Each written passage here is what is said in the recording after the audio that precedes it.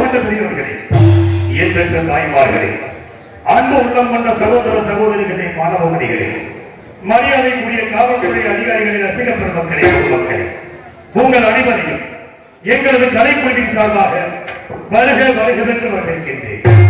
இந்த நாடக கலையை வளர்த்த தவத்திரு சங்கரா சுவாமிகள், சூடியூர் கனகசுவாமி அவர்கள், நமச்சிவாயபுரம் என்.எஸ். வரதராசாரி அவர்களின் பாதம் தொட்டு வணங்கி, சிவகங்கை மாவட்டம் தஞ்சாவூர் எம்.கே. முத்துச்சாமி மகனாகிய சமயக்கருப்பு ஆகிய நான் மாமன்னர் ஹரிச்சந்திரன் பாத்திரம் வாங்கி உங்கள் அன்பையும் ஆசியும் பெற உங்கள் முன்னால் வருகிறேன். நன்றி, வணக்கம்.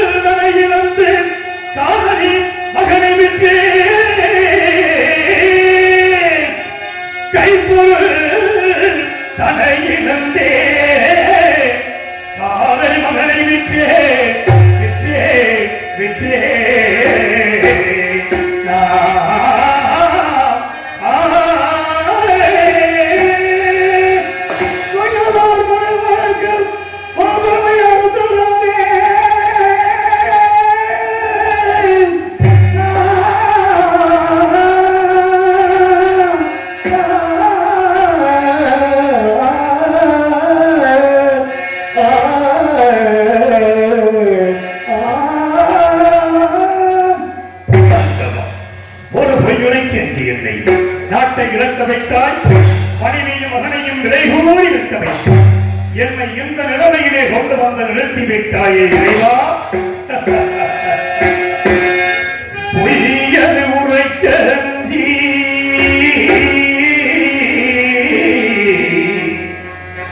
ஒரு பொய்யது உரைக்க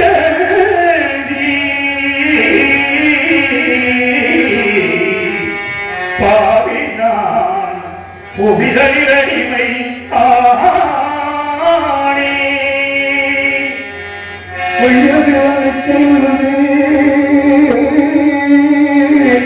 பொய்யலானே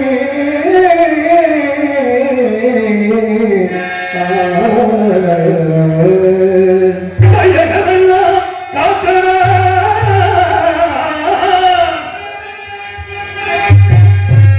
இந்த பையகமெல்லாம்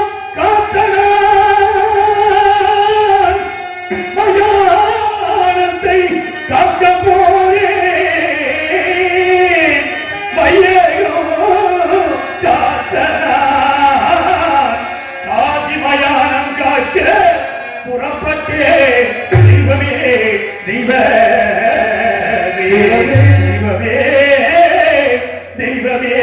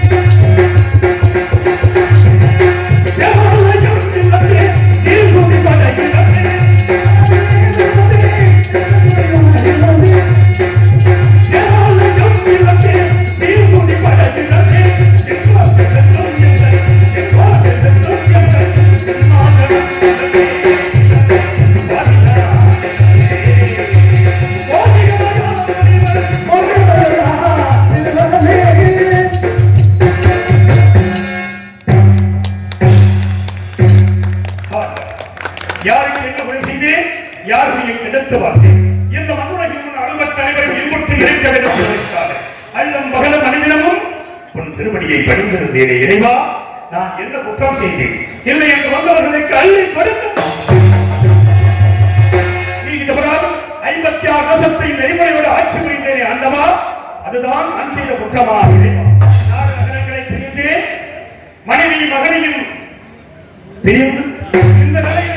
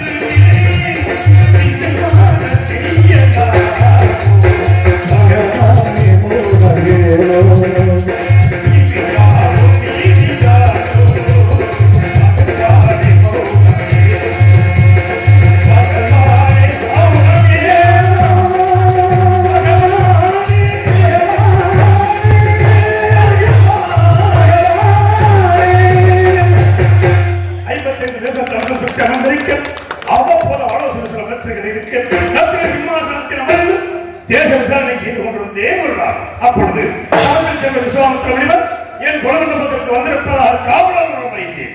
உடனே அன்னவரை எதிர்கொண்டு அழைத்து வந்து ஆசனத்தில் அமர்த்தினேன்.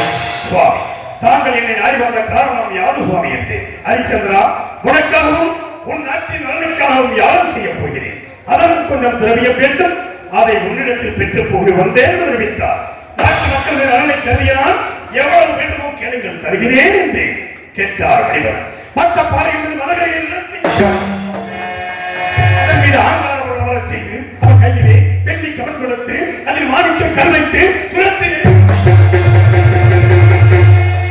மாணிக்க கல்லாது மேலே சென்று கீழே வந்து விழுந்து எழுந்தோறும் திரவியம் தர வேண்டும் என்று தெரிவித்தார். அவர் கேட்டபடி நான் திரவியத்தை கொடுத்தேன். ஹரிச்சந்திரா, நான் வசிப்பது ஆரண்யம். இத்திரவியத்தை அங்கு நான் வைத்துக் கொள்ள முடியாது. யாருக்கு முகூர்த்தால் முடிவு செய்து விரைவில் எடுத்துச் செல்கிறேன். அதுவரையில் உன்னிடத்தில் இருக்கட்டும் என்றார். சுவாமி, தங்களை போன்ற மகான்களுக்கு கொடுத்தவர்களை மீண்டும் நான் வைத்துக் கொண்டால் நன்னிலை வாயில் நகரத்து போவதாக சுருதிகள் புரிகிறபடியா இப்பொருளை நான் வைத்துக் கொள்ள அருகதைகளை தயவு செய்து நாங்கள் எடுத்துச் செல்லுங்கள் என்று வேண்டாம்.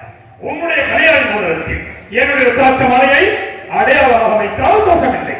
அதன்படி செய்யலாம் என்று செய்துவிட்டு முனிவர் சென்ற சிறிது நேரத்தில் ஆசார வாசலிலே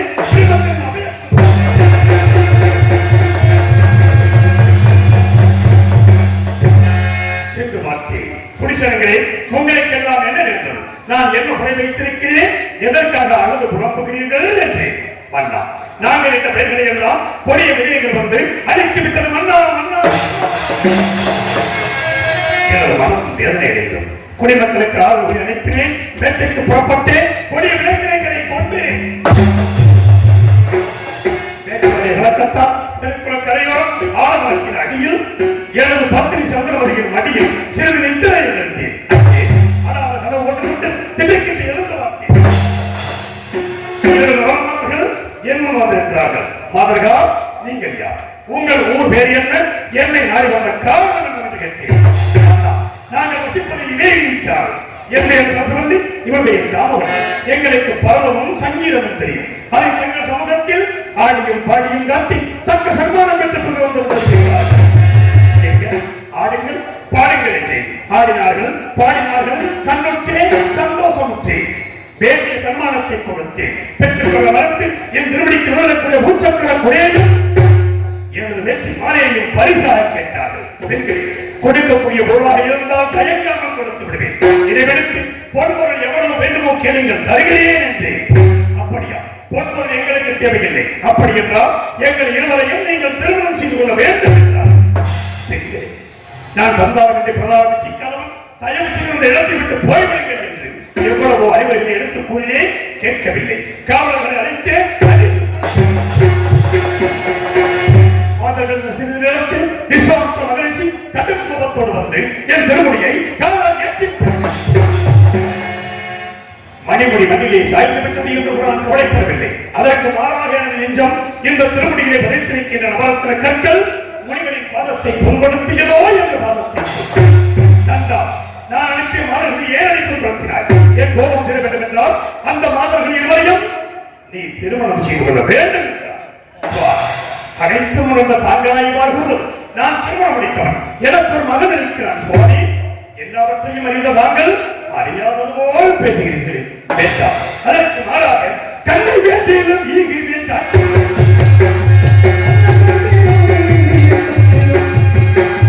கண்ணை வேண்டியதும் ஈகி வேண்டாம். கண்ணை வேண்டியதும் பாவம் ஈகி வேண்டாம்.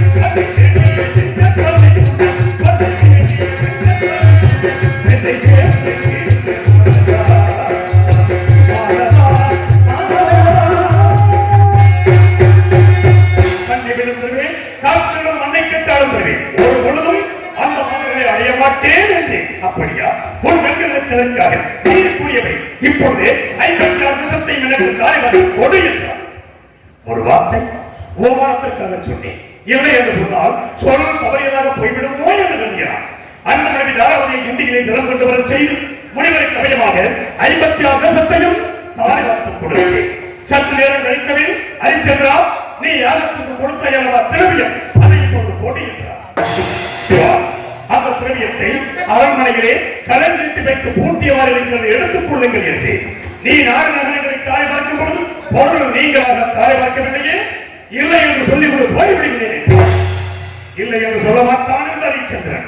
எனக்கு ஏதாவது ஒரு தவணை கொடுங்கள், தவணைக்குள் தங்களுக்கு சேரவில்லை தெரிவித்து நான் கொடுத்து விடுகிறேன் என்று ராஜகிரி 48 நாட்கள் தவணை தருகிறேன். யாதவருக்கு சென்ற திரவியத்தை நட்சத்திரங்களை உன்னோடு அனுப்பி வைக்கிறேன், அவரிடத்தில் கொடுத்து விடுகின்றார். நான் சம்மதித்து இந்த நாட்டை விட்டு போவதற்காக ஒரு அடி எடுத்து வைத்தேன். நாடு நகரங்களை கொடுத்து விட்டேன், பொன்பொருள் தருவதாக தங்களுக்கு வாக்கு கொடுத்திருக்கிறேன். மீண்டும் நான் என்ன கொடுக்க வேண்டும் சொல்லுங்கள். உன்னை இந்த ராஜமணிகள் நாட்டை விட்டு போக நான் சம்மதிக்க மாட்டேன். நான் கொடுக்கும் காவி வஸ்திரத்தை அணிந்துவாங்க செல்ல வேண்டும் என்றார். நாடு நகரம் எனது உயிர் மேலான குடிமக்களை எல்லாம் நான் பிரிந்து செல்ல போகிறேன். எனக்கு இந்த ராஜமணியாக இருந்து தாராளமாக கொடுங்கள் என்று கூறிய நான்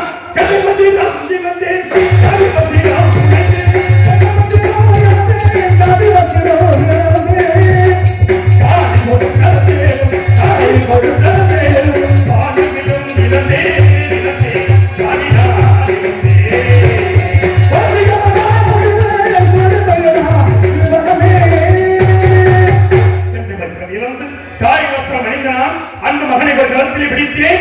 உயிரோடு உயிராகி உறவாடி வெட்டி வாழ்ந்த மனைவியை மற்றொரு களத்திலே பிடித்துக் கொண்டு காசிமா நகரத்தை நோக்கி நடந்த தேசத்தை எப்படி நடந்து செல்ல தெரியுமா?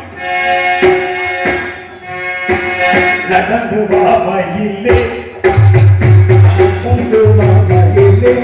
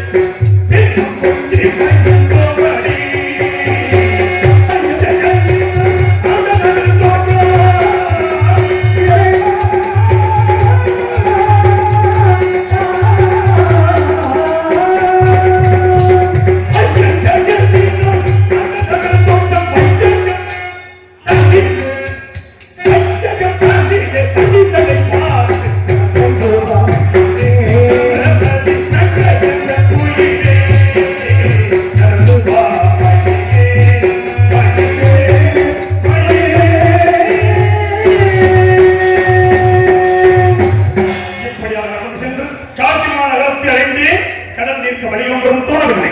பொழுது விடிந்தால் 48வது நாள் மயிலாட்சி சேவை பொருளை கொடுக்க வேண்டிய கடைசி நாள். என்ன செய்வேன்? வழி தெரியாமல் அழுது புலம்பிக் கொண்டிருந்தேன். மூன்று தேவர் வயலாசார்வாக இங்க சமயங்களுக்கு நடிக்கும் அளிக்கின்ற அவர்களுக்கு இந்த மாலை அறிவிப்பை கவனப்படுத்துகிறேன்.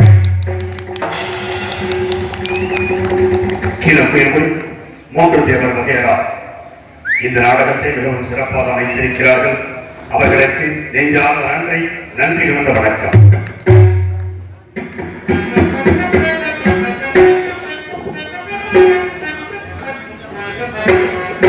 அவர்கள் போகுவதை பார்த்தேன். மனைவி தராவதி எதற்காக வேண்டும் சுவாமி? என்னை மகனிற்கு மனிதனுக்கு சேர்ந்த பொருளை கொடுத்து தாங்கள் சொன்ன சத்தியத்தை நிலைநாட்டுங்கள் சுவாமி என்றார். தாராவதி, உன்னை நான் விற்பதா? உற்றோரும் பெற்றோரும் என்ன நினைப்பார்கள்? சத்தியம் ஐவிட்டான் சந்தாரன். இந்த உலகமே என்னை பழித்து பேசுகிறேன் தேவி.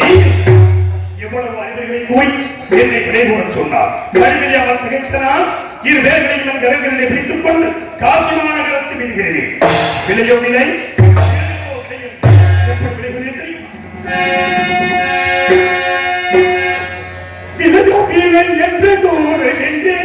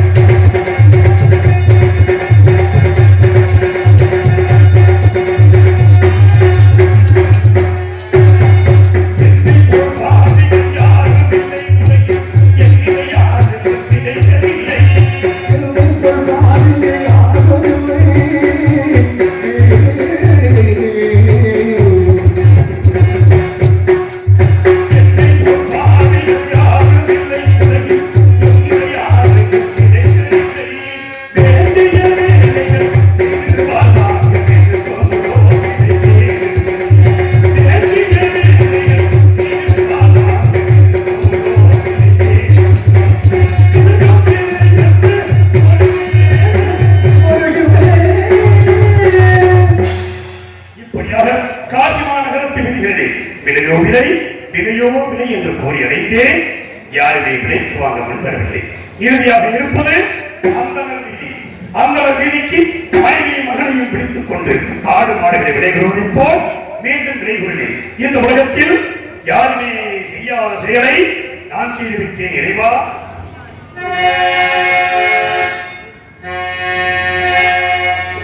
உலகம் அறியாத புதுமை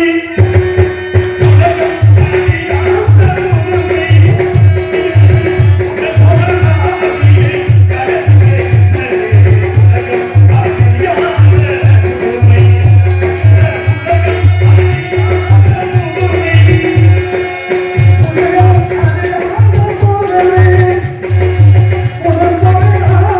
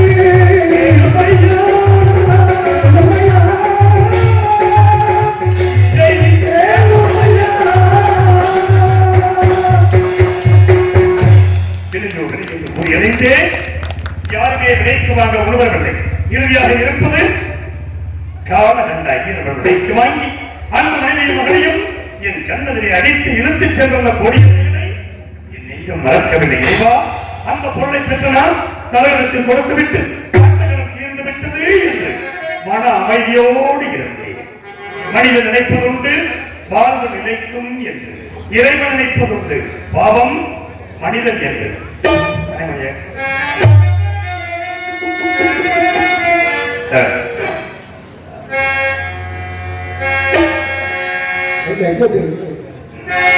மனித நினைப்பதுண்டு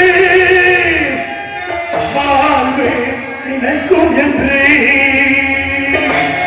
இறைவன் நினைப்பதுண்டு மனிதன் என்று. மனிதன் நினைப்பதுண்டு வாழ்வு நினைக்கும் என்று, மனிதன் நினைப்பதுண்டு வாழ்வு நினைக்கும் என்று. இறைவன் நினைப்பதுண்டு பாவம் மனிதன்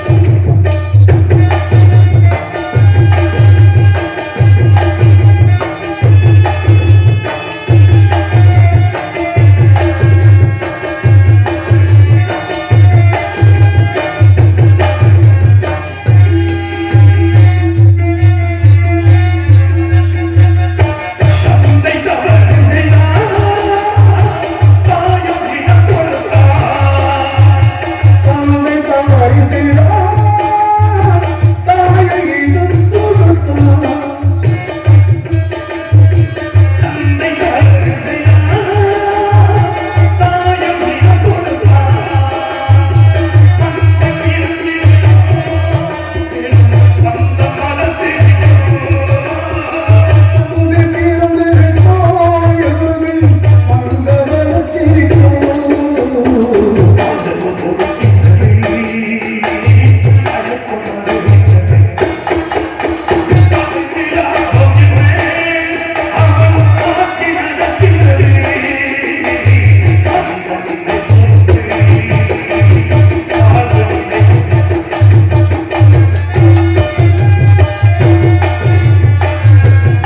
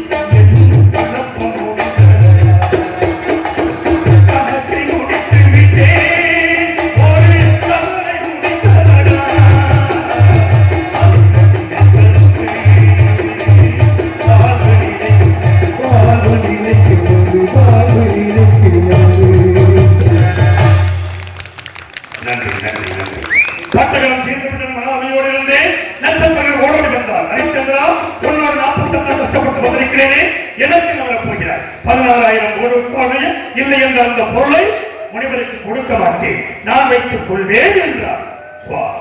இனிமேல் என்னிடம் என்ன இருக்கிறது எதை வைத்து கொடுப்பேன் என்று ஏழை நீ இருக்கிறாய் அல்லவா உன்னை விட்டு கொடுக்கலாம் அல்லவா என்றார். ஆம் சுவாமி, என்னை நான் மறந்து விட்டேன் என்று சொல்லி அந்த மந்திரி சத்தியத்தை அழைத்தேன். என்னையும் இந்த காசி மாநகரத்து விதிகளே யாரிடமாவது விலை கூறி விட்டு விடுங்கள் என்று மனம் சூழ்ந்து விலை கூற முடியாத மந்திரியா மூர்ச்சியாகி கீழே சாய்ந்து விட்டார். இந்த பாவியாகிய நான் என்னை நானே விலை கூறி சென்று வீரவாக என்னும் காவலரை கடுமையானே கல்புறம் சுமக்க வைத்தார். அவரை கீழே இறந்தவரை அழைக்க செய்தார். அழைக்கும் பொழுது கத்தியானது கையிலே அறுபட்டு ரத்தம் கொட்டுவதை பார்த்தார். ஹரிச்சந்திரா, உனக்கு இந்த வீட்டு வேலை சிறைப்படாது. நான் காத்து மயானம் இருக்கிறது, அங்கு போ. வருகின்ற விடம் ஒன்றுக்கு காற்பணம் ஒரு துண்டு வாய்க்கரிசி 3 பாக்கி.